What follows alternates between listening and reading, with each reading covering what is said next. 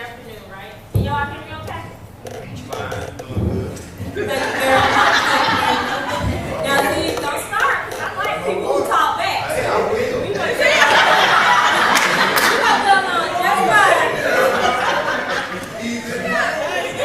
Which brings me to my subject, the power of professionalism and business etiquette. My name is Cheryl Gay. I'm the Director of Marketing and Communications at Meadows Regional Medical Center here in Vidalia. And I just want to spend a few moments with you this afternoon talking to you about business etiquette.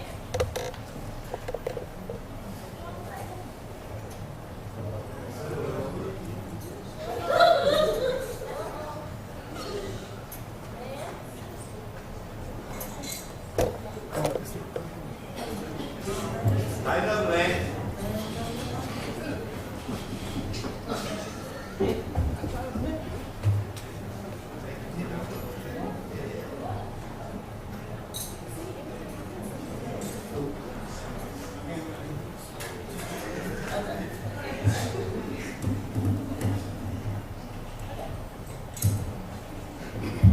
So what exactly is etiquette? I know many of you have probably already heard the term of etiquette before. When we think of etiquette, we always think about using the right fork, using the right knife, how we're supposed to act in social settings. And it's really not any different when we're talking about business. So we're going to try to understand overall business decorum. How are you supposed to conduct yourself at work and when you're in a professional setting? And it all comes down to you treat others with respect. And that shouldn't be just in business. That should be how we conduct our lives anyway. We should treat others with respect and always be courteous. Learn to be comfortable around people. Do we have anybody in here who's shy? Right. Shy people would not have raised their hand. So now I know. And you also have to learn how to make people comfortable around you. Believe it or not, if you're that person who says that I'm a loner or nobody ever wants to be around me, it may be because you're making someone uncomfortable. And then present yourself with the kind of polish that shows you can be taken seriously. You know, this is my favorite outfit. My favorite outfit, quite frankly, are jeans, a pair of sneakers, and a t-shirt. But if I come in here today to speak to you about professionalism and business etiquette dressed that way, how seriously would you have taken me? Not very seriously at all. So why do we talk about this? Because as you know, society has become a lot less formal. We used to go over and visit people. Remember that? I don't know if any of you are old enough in here to remember. When we actually used to get on our bicycles and ride and visit our friends, because we didn't have cell phones. I'm aging myself now. But we didn't have cell phones. So we actually used to go and visit. And we had to know how to talk to adults because we had to go to our friends' parents' house to communicate. Now, those of you with young children know they don't talk to each other. They text each other, sitting right next to each other. They do. You know, you have siblings texting each other from one bedroom to the next. So we're a lot less formal than we used to be. And we also live in a fast food society, if you will. And we want everything now, right now. Remember when microwaves first came out? And I just thought that was the best thing, that I could pop something in the microwave and in 1 minute I could eat it, as opposed to taking a pot from under the sink, putting it on top of the stove, pouring it in there, warming it up. And now, how many of you find yourself standing at the microwave door going, come on. Come on. Come on. You know, we want everything fast. Right now. We want it yesterday. We wanted the food warm before we put it in the microwave. We're also doing a lot of rushing and cramming a lot of activities into our day. Those of you with children, I don't know how you do what you do. When I was in school, I had one activity, band practice. That was it. And my siblings had one activity. Whatever it was, but we only had one activity. And now you have parents who leave work, who work all day. They got to pick up one, take it to soccer, pick up the other one, take it to baseball, pick up the other one, take it to gymnastics. And then we got to go to church, and then we have social functions to attend. We lot of things into a little bit of time, which causes us to make less time for ourselves. When was the last time you really did anything that was just for you? I mean, you think about it. Even ladies, when we go to get our manis and panties, somebody's calling us, asking us, can we run by Walmart and pick up something while we're out? You know? Or we're taking something to read. You're in school, you're probably taking something to study, but we never just make time for ourselves anymore. And because we don't make time for ourselves anymore, we don't have a whole lot of time for our parents anymore. That's why I love jeans, sneakers, and a t-shirt. It's perfectly okay to wear your t-shirt slightly wrinkled. I'm not talking about balled up, pulled out the dirty clothes hamper. But you know that wrinkle I'm talking about when you say, it still spreads out. That's okay. So it's easy. It's easy to do, and we need things that are easy to do because we don't have time for anything else. And then we lack a lot of the formalities that we used to have. Remember how we used to actually talk to each other and spell out words? For instance, if I say LOL, y'all know what that means, right? Okay. LMB, laughing my butt off, all those things. TTYL, somebody said TTYL to me. I'm like, huh? I thought it was the deaf communication line thing coming up. Talk to you later. I had no idea what it means. But we have created all of this slang and abbreviations. And for those of you who send emails, because it's okay to do the slang and texting, but have you found yourself, even when you're typing, papers that you're slipping UR in there, right? B2, B4, be right back. All those things. So it's a lot less formal than it used to be. So why is this important to you? Because when you go out looking for a job, business etiquette is expected. Most people, I would say all people, expect you to possess basic manners. Yes sir, yes ma'am, excuse me, hello, how you doing? Know when to shake hands, know when to not shake hands. They also expect you to be able to deliver thoughtful, respectful communications. That means we have to speak in complete sentences. And I know that's difficult because when I'm with my friends, this is not how we communicate. It's all chopped, it's all slang, but when we're in a business setting, we have to know how to have respectful communication. Dining etiquette. There'll be situations where you go to, I don't know, maybe today at lunch, where you're going to be expected to know how to eat with another group of professionals. Now I'm a country girl. I come from Barney, Georgia. Anybody know what Barney is? Didn't think so. Would have been surprised if you said you did. Barney is equivalent to Hickston, maybe? Hickston might actually be a little bit bigger than Barney. So I tell you that to say, I'm a country girl. So when I sit down at my mama's house to eat fried chicken, collard green, cornbread, peas, sweet potato pie, we don't have, the full plate setting. Extra value is what you get when you buy cornbread. That's what we do, okay? The Walmart great value brand. And so there's a certain way we eat when we're with family. I mean, I know my mama likes to eat her greens with her hands. When I'm sitting at a meal with my boss, not acceptable. So you have to learn how to turn it on, turn it off. Chicken is always a funny one. Because chicken is a finger food to me. But when you're sitting at the table and it's a formal dinner, most of the time they're going to serve a breast, you have to cut it off the bone. And again, I'm country. It's just no good that way. It tastes so much better when you can just, pick it up and bite it. But that's expected. And then you're also expected to have a professional appearance. A lot of people will say, well, that takes away from my individuality. Well, I'm going to let you in on a secret.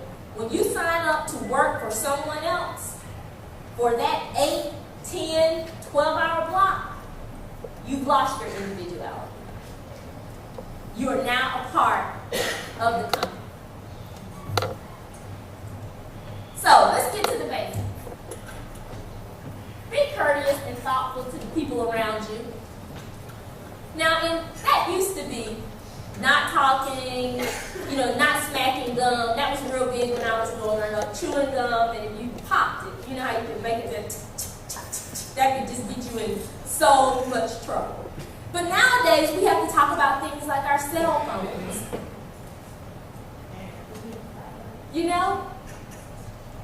When you're at dinner with someone else, when someone has invited you into their presence, be courteous and put it on vibrate. Don't sit there and text. When you're in business meetings, that is one of my big pet peeves. And at our facility, our boss has deemed it finable. If he catches you with your cell phone out, you have to donate $5 to our foundation. Because it's rude to the person who's talking. So be courteous. And it's also distracting to the person who's sitting next to you. If every 5 minutes you gotta reach in your purse, you gotta pull it out, you gotta reach in your pocket, you gotta pull it out. Or even when it's on vibrate, you hear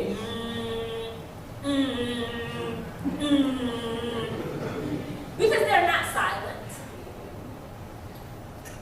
And it's like in church. I always like to use the analogy of church because I go to church actually to hear the message. And it bothers me when you sit beside someone who talks the entire church service. You know the person. Everybody, we all got it. They're either saying what the preacher's gonna say before he can say it because they want you to know they know all the scriptures. Or maybe I'm talking about some of y'all, my bad. You just have to learn to be respectful of others around you, realizing that there are more people in the setting than you. Remember the golden rule? What's the golden rule? Do unto others as you would have them to do unto you. Remember that? We learned that in kindergarten, first grade, pre-K, whatever, but that's one of the first things that we learned growing up. Well, I submit to you that now that we're adults, let's practice the platinum rule, which is treat people the way they want to be treated. And I say, do unto others as you would have them to do unto you. That's kind of, maybe you're okay with somebody talking on their cell phone while they're having dinner with you. Maybe that's okay with you. But it may not be okay with the other person. And if you have been asked not to do that, treat people the way that they would like to be treated. When you're at work, another pet peeve of mine, always return calls. When somebody calls your place of business, this is the thing. You don't return phone calls at home, that's a horse of a totally different color. But when somebody calls your place of business, give them the courtesy of returning the calls. Think about when you're on the other end of the line and you've left a message and people aren't calling you back. It doesn't feel too good.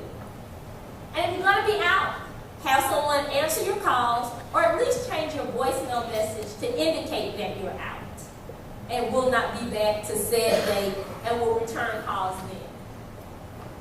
Because nothing is more irritating than to call somebody and leave a message. And when we call somebody and leave a message, when do we think they ought to call us back? ASAP. And right then. We sitting there waiting. I left you a message 10 minutes ago. Why hadn't you called me back? And if they don't call, what are we doing? We're emailing. Did you get my voicemail? We're texting. Exactly. So we want people to call us right back. So if you're not going to be there, do the courtesy of letting people know so that they won't be anticipating that call. And when you call someone, identify yourself in the basic information that you want. Have you ever had this scenario happen to you? Your phone rings. May I speak to Mark? I'm sorry, you have the wrong number. Who this is?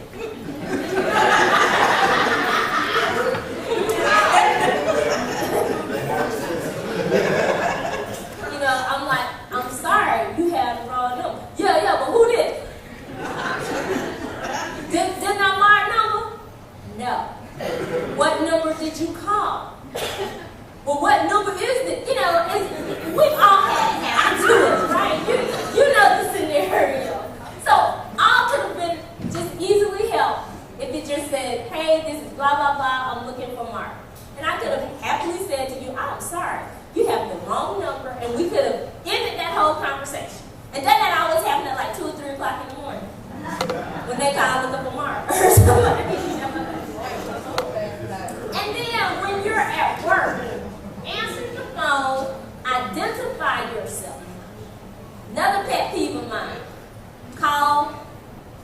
Southeastern Tech. Ring, ring, ring. Hello?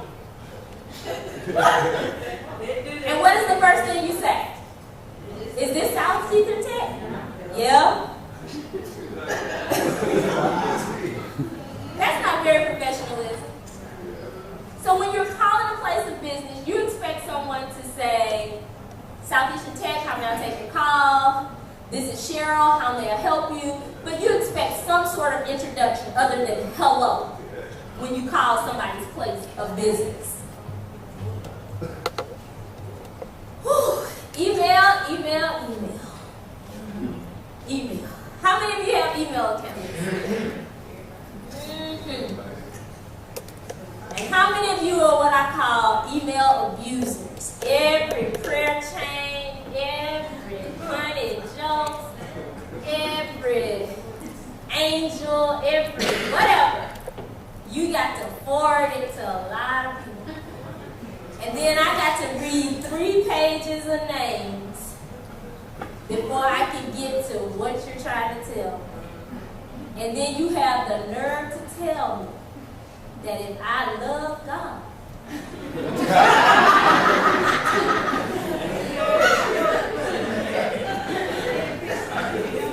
I'm going to send this. Your blessings stop with me because I don't forward it. And last I read in the Bible, Jesus was not sending emails. So it's going to be all right. Be careful with that. Because number one, especially in a business setting, if you're having a conversation, if you and I are having an email exchange, it's very inappropriate for you to then forward that to someone else. It's very inappropriate for you to forward your jokes, your blessings, and we all love Jesus. Let's just go ahead and say that. We love Jesus. Okay? But we don't have to have it on email. Okay? We really don't. That is not for your professional settings. Be careful with reply all. If I send out a message to everyone in here and say, would anybody be interested in a job in the marketing department at Meadows? So I sent it to a group of people. Don't hit reply all and say, yeah, I would. Because the other 50 people really don't care. Respond back to the person who sent you the request. And again, with reply all, maybe the message was just intended for me. And now you have sent it to everybody who was on that little chain list. Address and sign your emails, and I know it says to and from in the subject, but at the end, it's just very nice, very formal to just have your signature. You know, email does it for you. Just who you are, where you work, how you can be reached. And don't type in all caps. Why? It's because it makes people think you're yelling at them, but in the professional world, it actually makes me think you're lazy. That you're too lazy to hit shift. And I'm like, if you're too lazy to hit shift every now and then, do we really need you in our organization? And it's also very hard on the eyes. If you've ever read something in all caps, and then you go back and put it in the correct way, it's a lot easier on the eyes. You don't believe me? Go try it. Appearance. Dress for the job you want, not the job you have. I always heard that. Always heard that. And it wasn't until recently when I started making no money that I could dress for the job I wanted, that I was able to do that. But always dress for the job that you want. And so when you're going out for interviews, because I'm assuming that you're here at Southeastern Tech because you're hoping one day to have a job, remember, dress for the job that you want to have. Business attire versus business casual attire. In a lot of places, in a lot of settings, business casual is perfectly okay. But you need to know what business casual is to that organization. I submit to you that business casual is never flip-flops.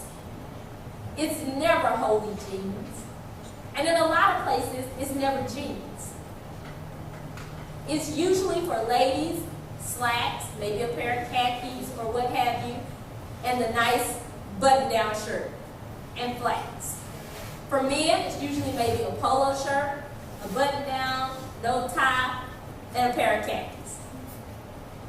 But never is it flip-flops, shorts. If you're not in the medical profession, like if we have casual Friday at work, I can't just show up in a pair of scrubs.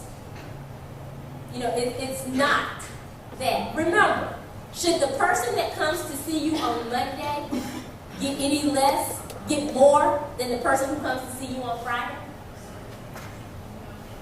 No. But in a lot of settings, when we're observing business casual Friday, that's what we're saying. And I don't know about you, when I dress up, I act different. I feel different. I feel more like a professional. Man, I've been whipping out some memos today. I feel professional. So think about that when you're talking about business attire versus business casual attire. Remember, a picture is worth 1,000 words. We will see you before we hear you. And don't act like you don't know what I'm talking about. Because I guarantee you, somebody walked in your class today and you were like, oh, no, she didn't. I know she ain't got that on. Right there.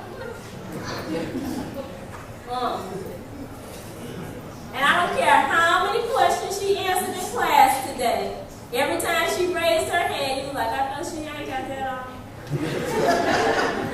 And want people to see her too, y'all. Look at her. She's raising her hand. So remember, your impression does matter.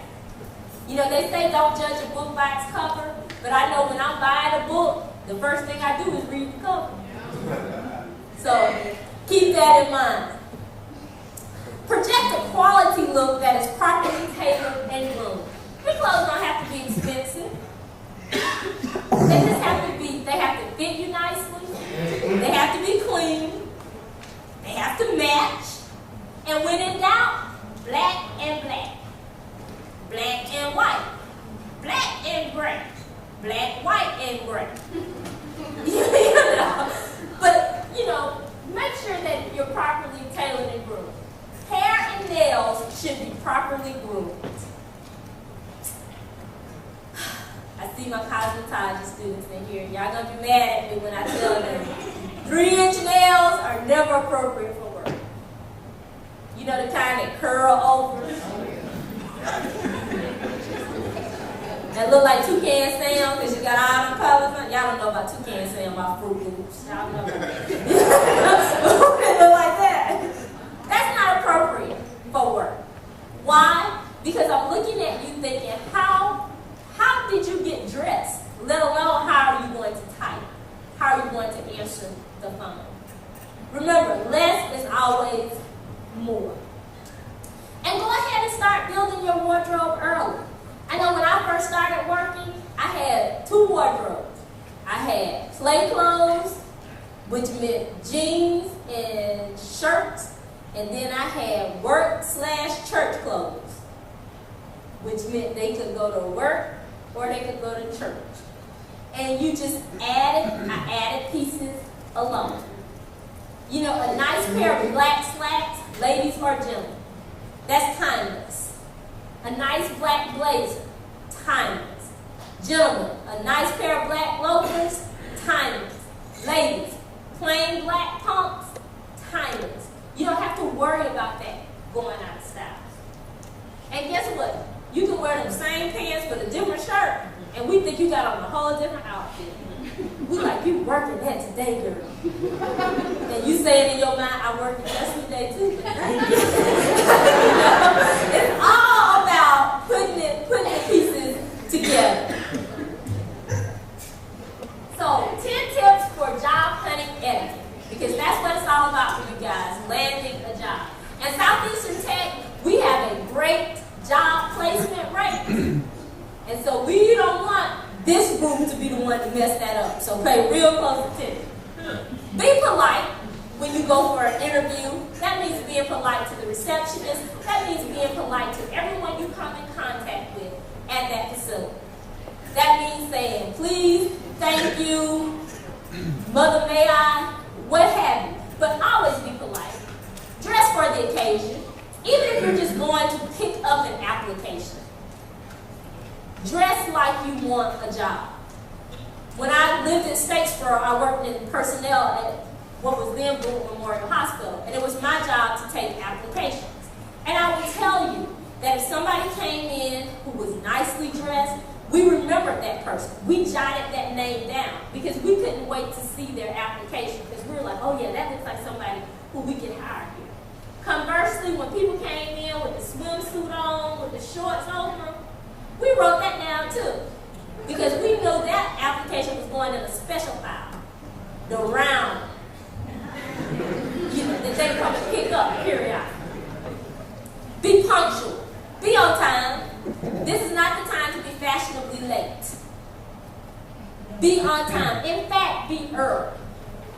I used to have a friend, an older friend, who used to tell me, on time is late. We can't start your interview at 10 if you're just walking in the door at 10.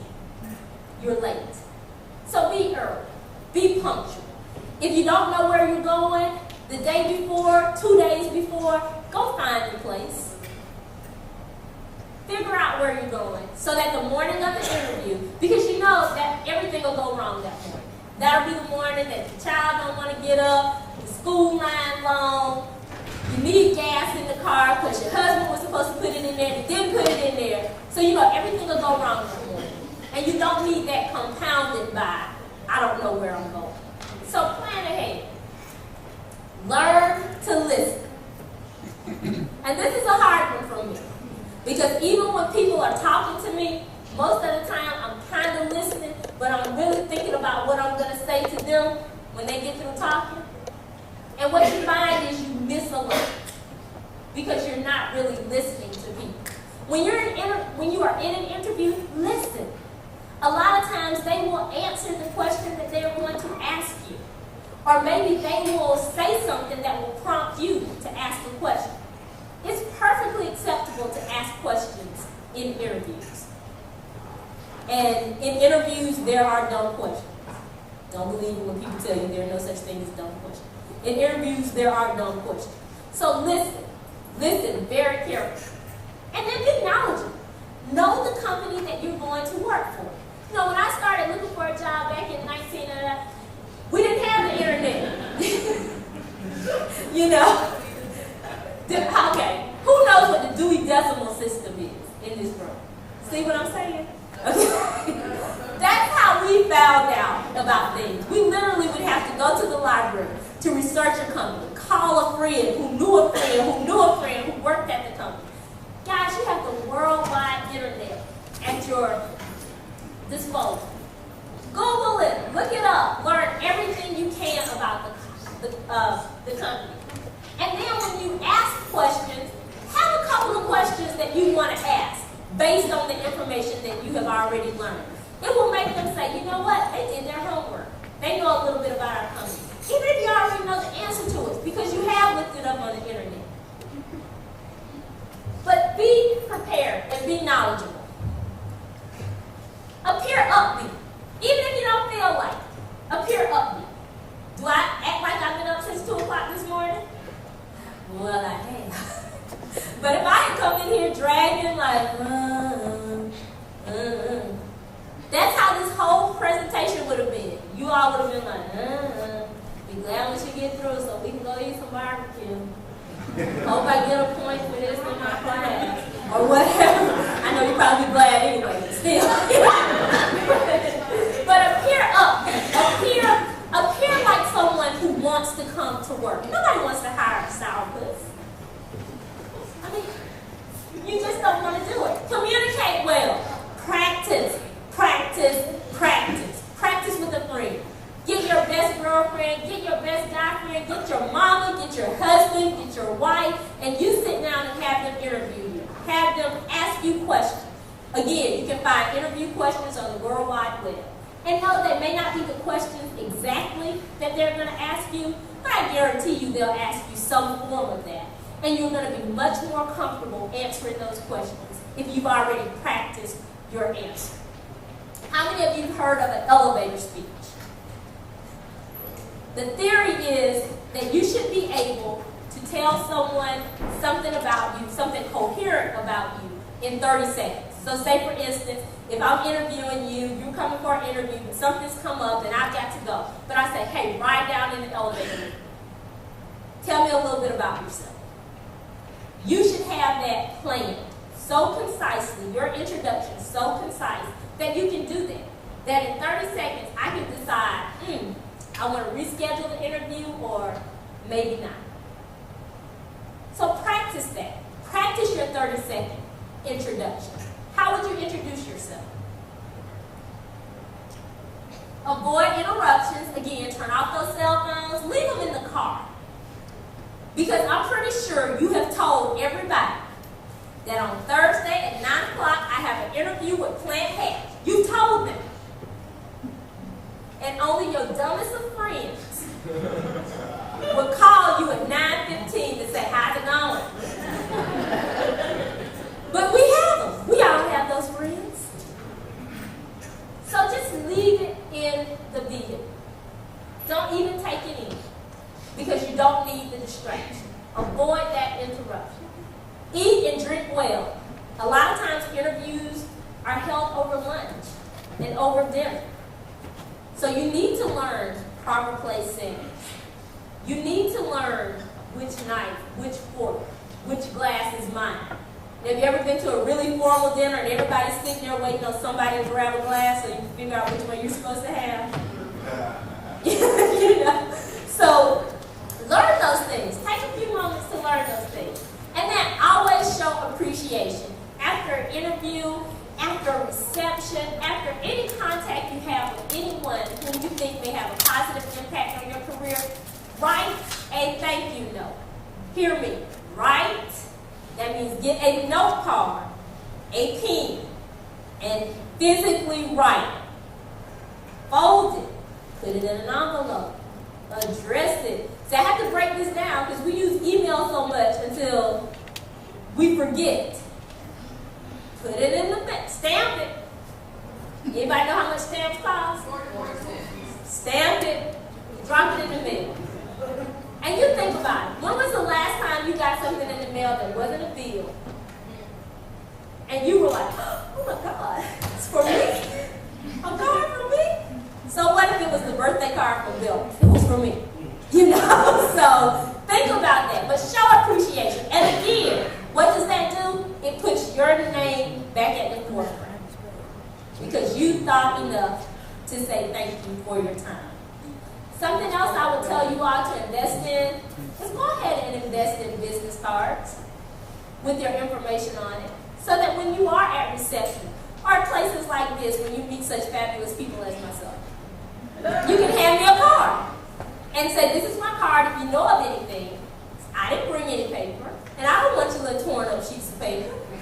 So think about that. And I know you're internet savvy. Any of you heard of Vistaprint?